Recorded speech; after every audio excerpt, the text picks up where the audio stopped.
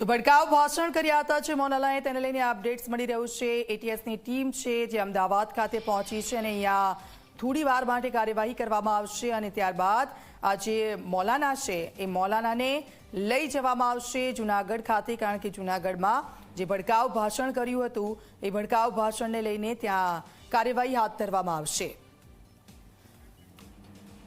તો ગુજરાતના જૂનાગઢમાં કથિત રીતે જે હેટ સ્પીચ આપી હતી તે મૌલાના આખરે પોલીસના સકંજામાં છે। તેની મુશ્કેલીઓ વધી ગઈ છે કેમ કે રવિવારે મુંબઈના ઇસ્લામિક ઉપદેશકાર મૌલાના મુફ્તી સલમાન અઝહરીની મુંબઈથી ધરપકડ કરી લેવામાં આવી છે અને આખરે આ ટીમ છે અમદાવાદ ખાતે પહોંચી છે અને અહીંયા કાર્યવાહી હાથ ધરવામાં આવશે। ત્યારબાદ આ મૌલાના સલમાન અઝહરી છે તેમને લઈને જૂનાગઢ ખાતે રવાના થશે ટીમ।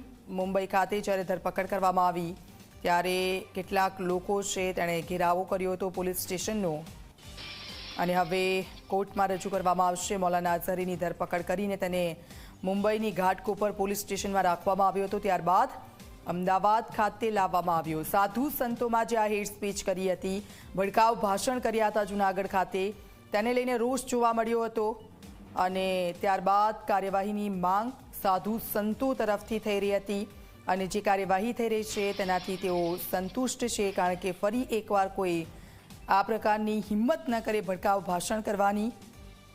મોટી સંખ્યામાં ત્યાં લોકો એકત્રિત હતા જૂનાગઢમાં અને જે ભડકાઉ ભાષણ કર્યું હતું આ મૌલાનાએ। ઉદય અમારી સાથે જોડાઈ ગયા છે। ઉદય, મૌલાનાને ત્યાં લાવવામાં આવ્યો છે, શું પ્રોસેસ થઈ રહી છે આગળ? જો વાત કરવામાં આવે તો અત્યારે મૌલાના સલમાન અઝહરી જે છે એને ગુજરાત એટીએસ ખાતે લાવવામાં આવેલા છે। અત્યારે સ્ટેશન બેન્ચમાં નોંધ કરવામાં આવશે। નોંધ કર્યા બાદ જે છે એને જૂનાગઢ પોલીસ પણ અહીંયા આવી પહોંચી છે એમની કસ્ટડી લેવા માટેથી। કસ્ટડી લીધા બાદ જે છે બાય રોડ જે છે મૌલાના સલમાન અઝહરી જે છે એને લઈ અને જૂનાગઢ ખાતે જવામાં આવશે। જૂનાગઢ ખાતે જે છે એને કોર્ટની અંદર રજૂ કરવામાં આવશે। રજૂ કર્યા બાદ જે છે એ તપાસ રિમાન્ડની જે છે માંગણી કરવામાં આવશે। જૂનાગઢ પોલીસ દ્વારા રિમાન્ડ માંગ્યા બાદ જે છે એ તપાસ કરવામાં આવશે કે આખરે વિડીયો જે છે બનાવેલો છે કે આ સ્થળ ઉપર બનાવેલો છે, આ વિડીયો વાયરલ જે થયો હતો જેની અંદર ભડકાઉ ભાષણ જે હતું એ ભડકાઉ ભાષણને લઈને એનો ઈરાદો શું હતો, આ મુદ્દા ઉપર જે છે ખાસ કરીને તપાસ કરવામાં આવશે। બિલકુલ, આભાર, આપની પાસેથી અપડેટ્સ લેતા રહીશું। તો જે ભડકાઉ ભાષણ કરવામાં આવ્યું હતું તેમનો ઈરાદો શું હતો તેને લઈને હાલ સ્ટેટમેન્ટ નોટ કરવામાં આવશે ને ત્યારબાદ મૌલાના છે એમને જૂનાગઢ ખાતે લઈ જવામાં આવશે, કારણ કે જૂનાગઢમાં ભડકાઉ ભાષણ કરવામાં આવ્યું હતું।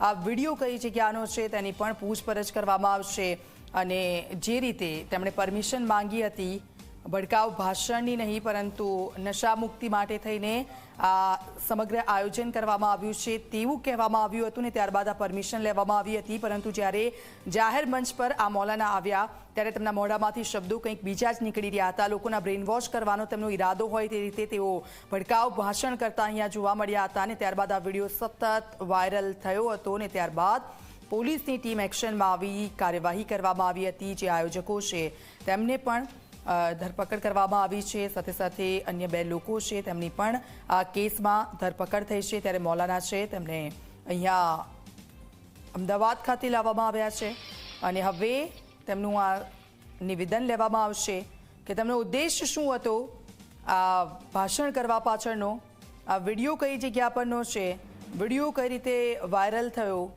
શું પહેલેથી જ આ પ્રી પ્લાન હતું, તે તમામ પ્રકારના નિવેદનો છે તે અત્યારે અમદાવાદ ખાતે જ્યારે મૌલાનાને લાવવામાં આવ્યા છે ત્યાં નોંધવામાં આવશે અને અહીંયા કાર્યવાહી કરી અને